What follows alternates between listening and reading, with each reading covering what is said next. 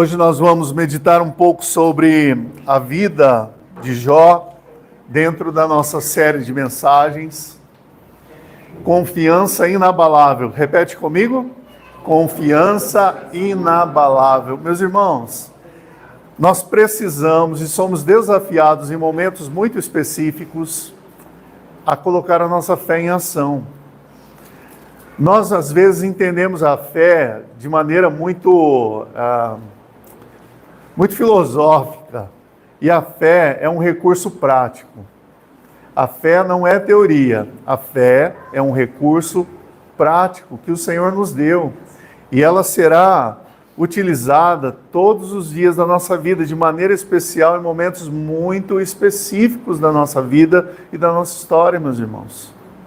No momento em que você não pode vacilar, são nos momentos em que a fornalha está mais aquecida. São nos momentos em que a luta ela é mais ferrenha. São nos momentos em que as dificuldades são maiores. Nós precisamos compreender que a nossa fé é um recurso prático. A nossa fé é um recurso prático. Eu e você precisamos aprender a viver como a palavra de Deus nos ensina por meio daquilo que o apóstolo Paulo vai ministrar aos Coríntios, que nós não andamos por vistas, mas nós andamos por fé. Ou seja, nós somos o povo da fé, nós somos o povo da Bíblia, nós somos o povo que descansa nas palavras e nas promessas do nosso Senhor e Salvador Jesus Cristo. É assim ou não?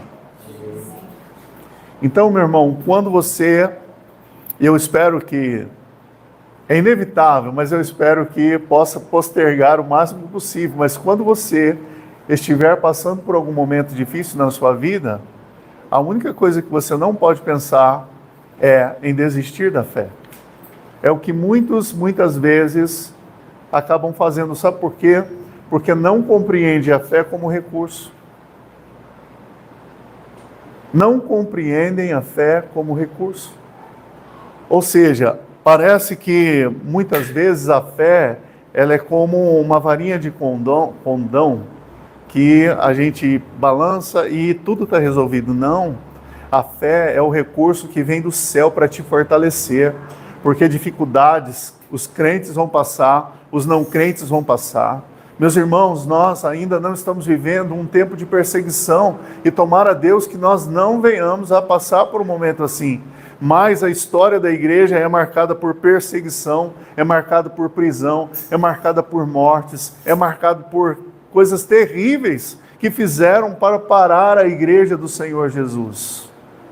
Há uma canção que lançaram há pouco tempo que diz o seguinte: o Coliseu não parou a igreja, fazendo menção dos irmãos e das irmãs que foram martirizados, sendo devorados pelas feras, sendo assassinados assim à vista de todos, e ao invés de contarem com a misericórdia, eles sofreram ainda a vergonha, porque era um vexame total que estava acontecendo ali. Então, meus irmãos, nós precisamos compreender que dificuldades vão bater à nossa porta, sejam elas quais forem, mas elas vão chegar. E quando elas chegar, você precisa compreender, a sua fé precisa ser colocada em ação. Vamos ler a Bíblia. Eu quero ler apenas os últimos versículos do capítulo 1 do livro de Jó. Jó, capítulo 1, os últimos versículos. Vamos ver o que a palavra de Deus nos reserva para hoje. Começando no versículo 20 até o versículo 21, diz assim: Então Jó se levantou, rasgou o seu manto, rapou a cabeça, prostrou-se em terra e adorou. Prostrou-se em terra e adorou, e disse: Nu saí do ventre de minha mãe, e nu voltarei. O Senhor o deu, e o Senhor o tomou. Bendito seja o nome do Senhor. O Senhor o deu e o Senhor o tomou. Bendito seja o nome do Senhor. Vamos orar? Senhor, nós nos colocamos totalmente submissos à Tua vontade, aquilo que o Senhor quer falar ao nosso coração. Ensina-nos, ó Deus, a compreender a fé como uma ferramenta, um recurso que o Senhor liberou sobre nós. Espírito Santo, nós oramos e te pedimos, traga todo o entendimento, traga toda a iluminação do Senhor, para que possamos compreender o que o Senhor tem para ministrar a nós nessa manhã. Nós te oramos e te pedimos, no precioso e no poderoso nome do Senhor Jesus. Amém. Meus irmãos, quem nunca passou por um momento de dificuldade? Diz que as dificuldades, elas são surpresas, porque nós não estamos preparados para quando elas chegam. Ninguém está preparado para uma perda, ninguém está preparado para o desemprego, ninguém está preparado para uma separação, ninguém está preparado para grandes mudanças significativas. Nós estamos vivendo momentos na nossa rotina, no nosso dia a dia. Nós estamos vivendo situações que fazem parte daquilo que está acontecendo rotineiramente. Enquanto de repente acontece algo que vai nos pegar de surpresa. Convido você a pensar sobre o que está acontecendo aqui com Jó, na perspectiva do que nós colocamos como tema dessa mensagem. Deus é soberano, mesmo em meio às maiores dificuldades. E eu digo isso a vocês, meus irmãos, porque se existe uma história marcada por grandes dificuldades, essa é a história de Jó. Sim ou não? Jó era uma referência de um homem abastado, ou seja, Jó era a referência de um homem que tinha tudo aquilo que todos desejam. Ele tinha estabilidade financeira, ele era um homem de recursos. Na época, ter um grande número de animais era símbolo de se ter um grande recurso nas mãos. Os animais podiam ser comidos numa festa, os animais podiam servir de alimento, os animais podiam ser vendidos, os animais podiam ser trocados. De qualquer forma, os animais que Jó tinha representavam o recurso que ele possuía. Jó tinha uma boa família, os seus filhos conviviam muito bem. Jó tinha 10 filhos, 7 homens e 3 mulheres. E o mais interessante na história de Jó é que os seus filhos, quando faziam os seus banquetes, eles convidavam as irmãs para que estivessem junto com eles. Ou seja, nós vemos nessa expressão, está tudo aqui no capítulo 1 de Jó, que havia um relacionamento muito harmonioso na família de Jó. Qual é o pai que não deseja que os seus filhos vivam juntos e que possam partilhar de uma boa amizade? Assim era a casa de Jó. Jó tinha servos e servas. Jó buscava a Deus. Jó é reconhecidamente pelo próprio Senhor, conforme nós lemos aqui no capítulo 1, como um homem justo, como um homem temente a Deus. A palavra do Senhor vai nos dizer, meus irmãos, que ao findar o período de banquetes em que os seus filhos promoviam, Jó ia diante do Senhor para prestar o seu sacrifício diante de Deus, para orar pelos seus filhos e confessar ao Senhor o pecado de seus filhos. Jó mesmo, aparentemente seus filhos aqui já grandes, talvez independentes, seguindo cada um a sua vida, mas mesmo assim, Jó não abriu mão de ser o intercessor de seus filhos. E então, ao findar o período de festa da família, Jó chegava diante do Senhor para dizer ao Senhor: Senhor, se os meus filhos cometeram algum pecado, que talvez até eles mesmos não saibam que cometeram, eu estou diante do Senhor para pedir perdão pelos pecados dos meus filhos. Então Jó tinha uma vida reta, Jó tinha uma família harmoniosa e Jó tinha todo o recurso que ele precisava e o tinha em abundância. Porém, meus irmãos, o que Jó tinha tornou-se para ele o seu grande inimigo, porque é justamente onde Satanás vai chegar diante do Senhor, conforme narra aqui para nós, para dizer: Jó é fiel ao Senhor, Jó é visto pelo Senhor como um homem justo, incomparável diante do lugar onde ele mora, porque o Senhor provê a Jó tudo o que ele precisa. Mas se Jó não tiver o recurso, se Jó não tiver os filhos, então Jó não será fiel ao Senhor. Meus irmãos, nós somos provados naquilo que nós temos. Nós somos provados naquilo que nós cremos. Nós somos provados por meio das palavras que nós pronunciamos. Nós somos provados na nossa identidade. Nós somos provados em todo o tempo e o tempo todo, para ver se de fato, de verdade, o que nos faz e o que nos traz a presença de Deus é o que Ele nos dá, é o que nós desejamos, ou simplesmente nós estamos diante do Senhor porque o amamos. Nós somos provados, meus irmãos, a todo tempo para dizermos ao Senhor que Ele é mais importante do que tudo. A história de Jó vai mostrar como este homem aprendeu a amar o Senhor, mesmo em meio às suas maiores e mais terríveis perdas. Se, meus irmãos, já não bastasse ter perdido os filhos, ter perdido os bens, Jó também foi tocado na sua saúde. E então ele, de um homem saudável, passa a se tornar um moribundo, um homem doente. E diz que a situação de Jó era tão lamentável que ele, com cacos de telha, com pedaços de argila, ele raspava o seu corpo por causa das feridas purulentas que ele, infelizmente, adquiriu, veio sobre ele. Meus irmãos, nós estamos falando aqui de um homem que perdeu tudo aquilo que pode promover estabilidade na vida do ser humano. Ele perde familiares, os filhos, ele perde o recurso financeiro e ele perde a saúde. O que Jó possuía para manter-se vivo e continuar a viver? A sua mulher, desesperada ao ver a situação do seu marido, não tem outra palavra a dizer: amaldiçoa o teu Deus e morre.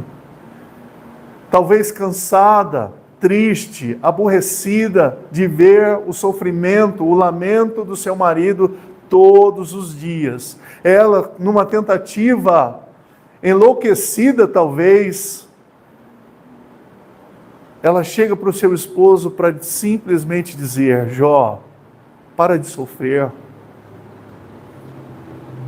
Jó, a melhor coisa que poderia acontecer na sua vida é se você morresse, porque não há mais o que fazer com você. Você não tem mais esperança em ter, por conta dos recursos, você não tem mais esperança porque os teus filhos não estão aqui para te abraçar. Você não tem mais herdeiro, Jó. Você não tem mais saúde, Jó. Você não tem mais nada, Jó. E então, como num rompante desesperador, chegamos no versículo 20 e 21, quando Jó, no último suspiro de esperança, ele vai dizer para sua esposa, ele se levanta, ele rasga o seu manto, ele rapa a sua cabeça, ele prostra-se em terra, ele adora e vai dizer: nu saí do ventre da minha mãe e nu voltarei. Ou seja, nesta vida eu cheguei sem nada trazer e vou embora dessa vida sem ter absolutamente nada. O Senhor me deu, o Senhor está me tirando, bendito seja o nome do Senhor. E o versículo 22, que nós não lemos, arremata o capítulo 1 dizendo para nós: em tudo isso Jó não pecou. Em tudo isso Jó não pecou, nem atribuiu a Deus falta alguma. Ah, meus irmãos, quem dera um dia pudesse eu ou você ter tamanha fé e confiança no Senhor, que mesmo em meio às lutas mais intensas, às situações mais complexas da vida, nós nos postarmos assim diante do Senhor para dizer que nós não vamos pecar, não vamos atribuir culpa a Deus, mas nós vamos nos manter firmes, servindo a Deus e amando ao Senhor. Eu gostaria então, meus irmãos, depois de ter dito tudo isso a respeito de Jó, e a maioria das coisas que eu aqui disse, creio que você já sabia, eu gostaria de trazer aos irmãos algumas ideias para meditarmos nessa manhã sobre a soberania de Deus, como Deus age em meio às maiores provações, às maiores dificuldades da vida do ser humano. Porque aqui, meus irmãos, Deus estava no controle da história. Deixa eu declarar uma palavra de fé sobre a sua vida. Em meio às suas lutas, Deus está no controle da sua história. Amém, Senhor. Em meio às suas dores, Deus está no controle da sua história. Em meio às suas perdas, Deus está no controle da sua história. Ninguém gosta de perder, ninguém gosta de sofrer, ninguém gosta de sentir dor. A questão, meus irmãos, não tem a ver conosco. Sempre tem a ver com Deus. A palavra do Senhor diz que todas as coisas cooperam para o bem daqueles que amam a Deus, e às vezes pensamos, como isso pode cooperar comigo? Como isso pode trazer algum benefício, alguma benécia? Perdi alguém que eu amo, perdi um recurso, estou padecendo uma enfermidade, como isso pode trazer algum proveito? Ouvindo uma mensagem pregada há poucos dias, poucas semanas pelo reverendo Wagner, ele abordava a questão de Romanos capítulo 8 e falava sobre esse texto que nós acabamos de citar, versículo 28, 29 e assim por diante. Ele vai trazer um entendimento muito interessante. Ele vai dizer que nós não compreendemos direito esse texto, porque esse texto não foi feito para olharmos para as coisas da terra, mas para olharmos para as coisas do céu.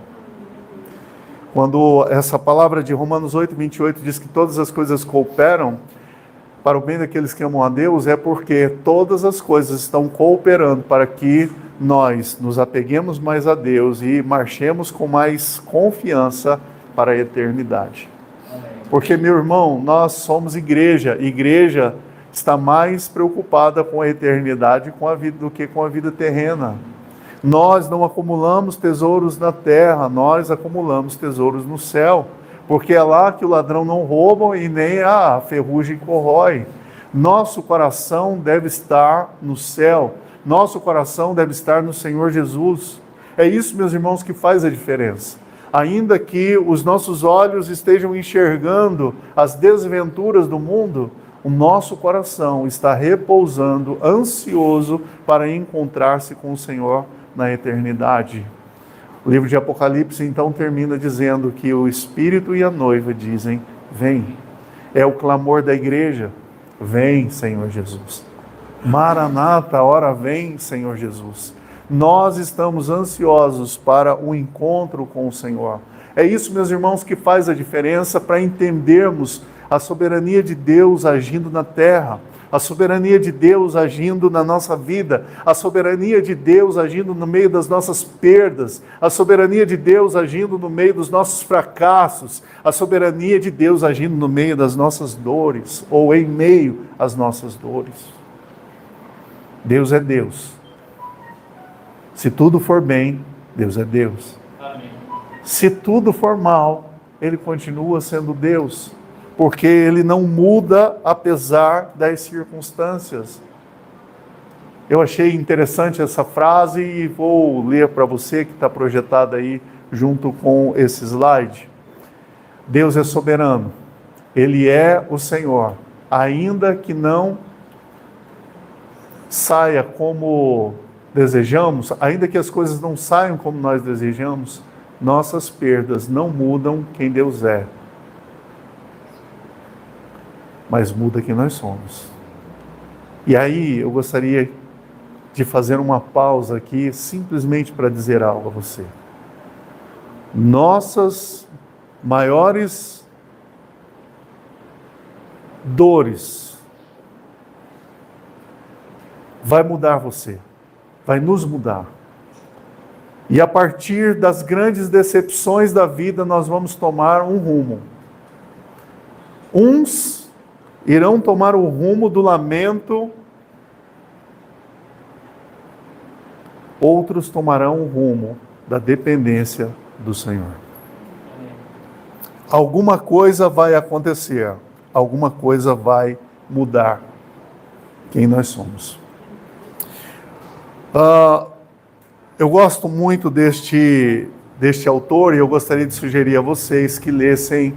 Existe na internet vários sermões do grande pregador chamado Príncipe dos Pregadores, Charles Spurgeon.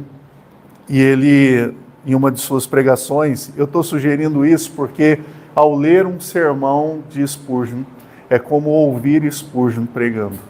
De tamanha a intensidade em que Spurgeon colocava a sua alma na pregação do Evangelho. E ele deixa uma frase dizendo para nós a respeito da fé. Ele diz: a fé que pode ser testada é a fé que pode ser confiada.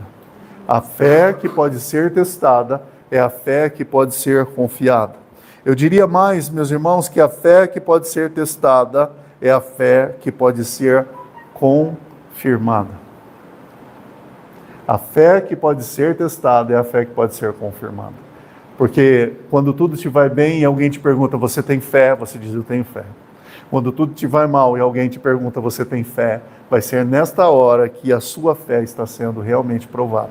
Porque naquele instante você vai dizer que tem fé e vai viver a fé que você tem, ou você não terá recursos para suportar, e então a sua fé não era uma fé forte o suficiente para continuar te mantendo em pé. No livro que nós lemos, nos versículos que nós lemos aqui, nós vamos ver algumas atitudes que Jó, ele toma diante das suas maiores tristezas e perdas. Jó vai dizer, a palavra de Deus vai dizer para nós que Jó, ele se levanta e rasga o seu manto. Quando Jó faz isso, meus irmãos, ele está, na verdade, num rompante de desespero, rasgando as suas vestes, ele está tão simplesmente mostrando o tamanho da sua dor. Rasgar as vestes era uma expressão, na época, culturalmente falando, de expressar o tamanho do seu desespero. Como não tendo mais nada o que fazer, ele pega o seu manto e rasga o seu manto. Aquilo é muito mais do que simplesmente uma roupa sendo rasgada. É um coração que está dilacerado. É uma alma que está sendo rasgada diante de Deus para dizer, Senhor, tem misericórdia de mim. Meus irmãos, nós hoje não rasgamos as nossas roupas, mas passamos por situações em que o nosso coração é totalmente dilacerado e a nossa alma, sim, é rasgada por tamanha dor, desespero que nós passamos, que nós sofremos e que nós lamentamos profundamente. Nós vemos esta expressão, meus irmãos, por exemplo, quando Rúben, ao chegar até onde José, a cisterna onde José estava, ele chega até lá e não encontra mais. Rúben rasga as suas vestes. Nós vemos na experiência dolorosa de Tamar, uma das filhas de Davi, quando ela é abusada pelo seu irmão, ela rasga as suas vestes. Meus irmãos, são experiências dolorosas que, assim como a de Jó, não há outra coisa a fazer, e então a roupa é rasgada porque há um coração sendo ali machucado, ferido, dilacerado.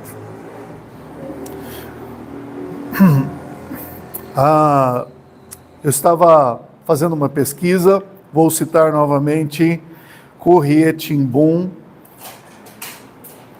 uma mulher que sobreviveu e morreu somente aos 91 anos depois de ter sobrevivido ao Holocausto da Segunda Guerra. Ela deixa para nós um livro que virou filme, chamado O Refúgio Secreto. Você pode encontrar, inclusive, esse filme no YouTube, e você pode assistir gratuitamente, onde ela narra a história dela e da sua irmã. E elas sobrevivem porque se esconderam no porão da sua casa, e diz a história que eles conseguiram, a família de Corrier Timbun conseguiu acolher e dar guarida, e passou pela sua casa talvez mais de 800 judeus. 800 pessoas foram acolhidas naquela casa, guardadas naquela casa, a fim de que pudessem ter a esperança de fugir dos horrores do Holocausto. E essa mulher deixa para nós uma frase impactante demais. Preste atenção. Nunca sabemos que Deus é tudo o que precisamos, até que Ele seja tudo o que temos. Vou ler novamente. Nunca sabemos que Deus é tudo de que precisamos, até que Ele seja tudo o que temos. Jó perdeu tudo para encontrar tudo de que precisava. Jó perdeu tudo para encontrar tudo de que precisava. É no capítulo 42 de Jó, meus irmãos, que nós vamos ler. Jó dizendo, como canta aquela linda canção do Ademar de Campos: antes eu te conhecia só de ouvir falar, mas agora os meus olhos te veem. Antes eu te conhecia só de ouvir, mas em meio às minhas maiores lutas, em meio às minhas maiores perdas, em meio às minhas maiores dores, os meus olhos te viram. Eu conheci a Deus. É isso que Jó deixa para nós, meus irmãos, ali de ensino.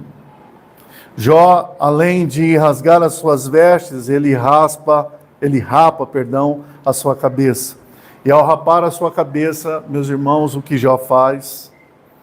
Ele estava ali, se colocando em total humilhação diante do Senhor. Rapar a cabeça tem a ver com total entrega e humilhação. Ele estava ali dizendo para o Senhor: Senhor, nada mais me resta. Eu sou simplesmente um pecador que não tem mais nada a oferecer. Eu sou simplesmente alguém que vive a humilhação de nada mais possuir. Eu sou alguém que vive a humilhação de não ter mais nada a oferecer. Eu quero contar a você, meus irmãos, uma das histórias mais impactantes que a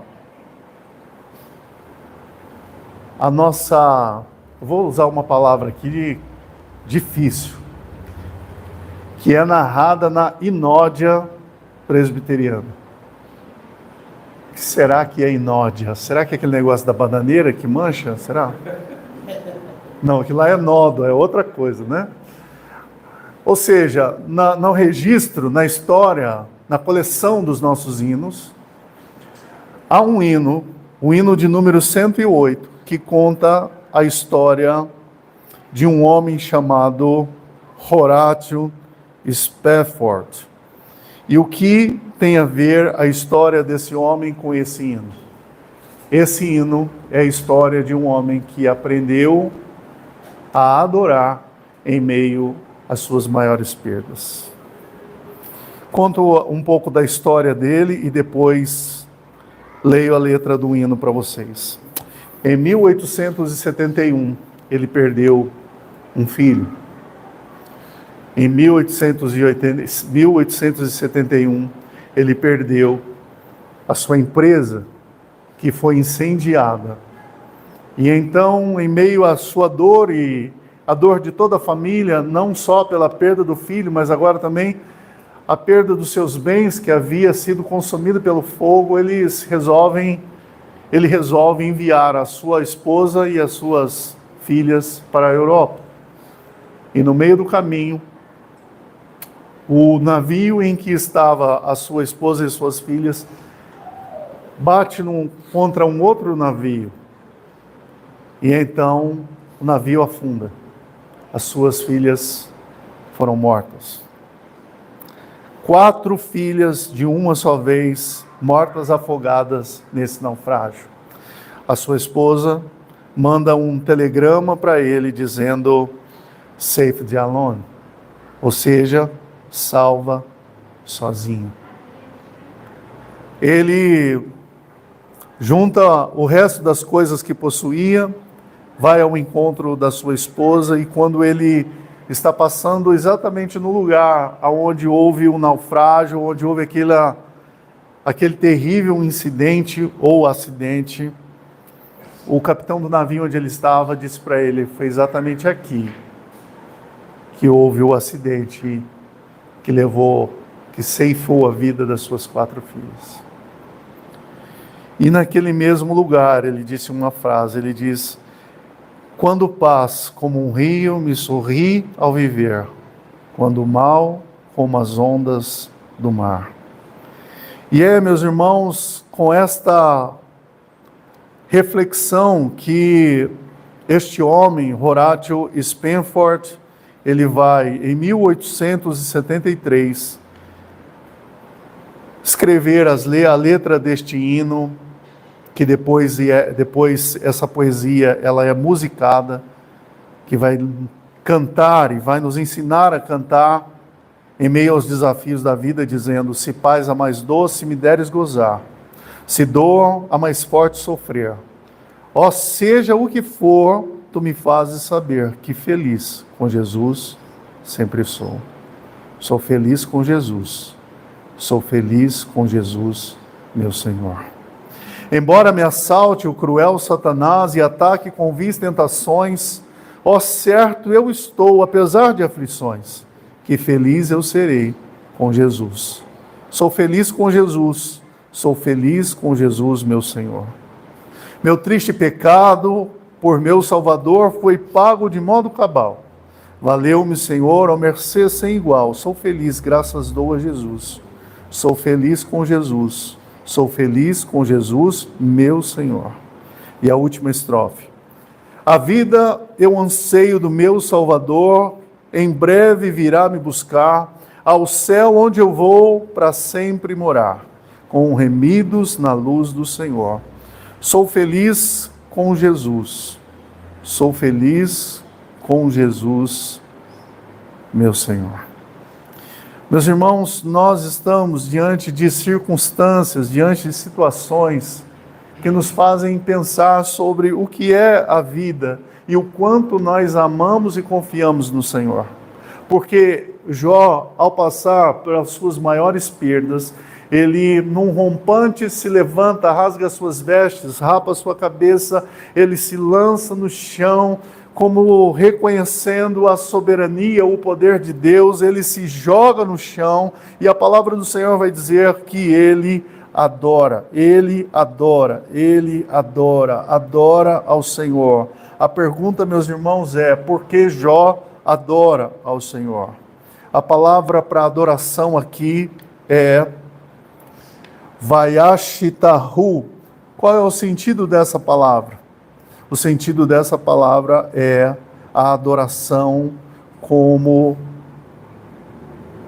a prestação de uma expressão de total entrega e humildade que reconhece a soberania de Deus. É como que Jó estivesse dizendo para o Senhor: Senhor, eu não entendo, mas eu acredito que o Senhor está no controle de todas as coisas. Posso dizer uma coisa a você? Eu não entendo, mas eu acredito que Deus é soberano, mesmo em meio às nossas maiores perdas, às nossas maiores dores, às nossas maiores decepções. Tem coisas que eu não vou entender, nem tampouco você vai entender, mas Deus é soberano sobre todas as coisas. Sabe, meus irmãos, eu estive olhando e descobrindo algumas coisas muito interessantes. Como, por exemplo, o que John Wesley vai deixar registrado na história ao dizer esta frase: não tenho nada, não sou nada, mas tenho tudo em Cristo. Não tenho nada, não sou nada, mas tenho tudo em Cristo. Tudo isso eu estou dizendo a vocês, meus irmãos, para que vocês entendam que não são as circunstâncias que nos param, é a fé que nós temos verdadeiramente é que não nos dará recursos para continuar. Porque situações das mais diversas, das mais difíceis, das mais complexas, nós vamos atravessar. Algumas delas nós vamos entender, outras nós não vamos entender, umas nós vamos superar e outras nós vamos chorar até o final dessa vida. Eu vou dizer novamente porque é necessário dizer isso. Algumas nós vamos entender e vamos superar, outras não vamos entender e vamos nos lamentar até o final do labor dessa vida. Mas como assim, Senhor? Como assim, pastor, nós vamos passar e não vamos superar? Como então nós vamos viver sem superar determinadas dores, queridos? Não são as dores e não são os problemas que vão parar você, mas é o quanto você confia no Senhor, o quanto você recebe do consolo do Espírito Santo na sua vida. Não é sobre superar, é sobre confiar. Não é sobre não sentir, é adorar mesmo sentindo. Porque, meus irmãos, nada pode parar aqueles que confiam no Senhor. Porque a sua confiança em Deus sempre será maior do que as suas dores e as suas dificuldades. Não é sobre o que você tem ou sobre o que você não tem, é o quanto você confia. Um grupo de 5 missionários, em 1956, chegaram ao Equador e todos eles foram assassinados por uma tribo indígena ali naquele local. Uma mulher chamada Elizabeth Elliot, que era a viúva de um deles, sabe o que ela fez? Pegou a sua Bíblia, comprou uma passagem e foi para o Equador dar continuidade à missão que o seu marido havia começado. E ela registra uma frase que diz assim: a fé não elimina as perguntas, mas sabe para onde levá-las.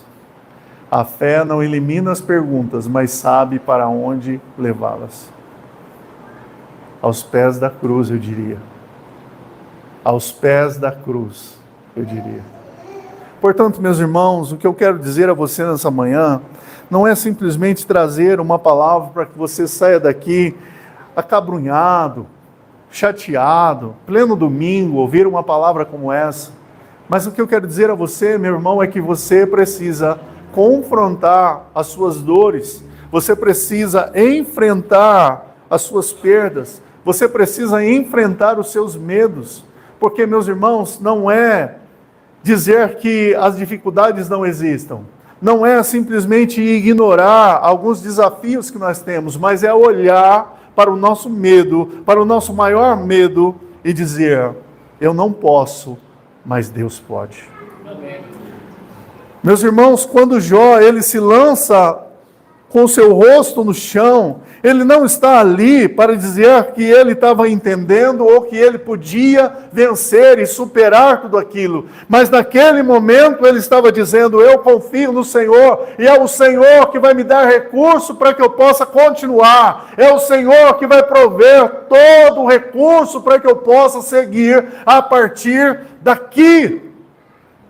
Eu quero dizer para você exatamente isso. Não é o que você é ou o que você tem, mas é o Deus em quem você confia que vai te dar todo o recurso para que você possa atravessar esse vale escuro.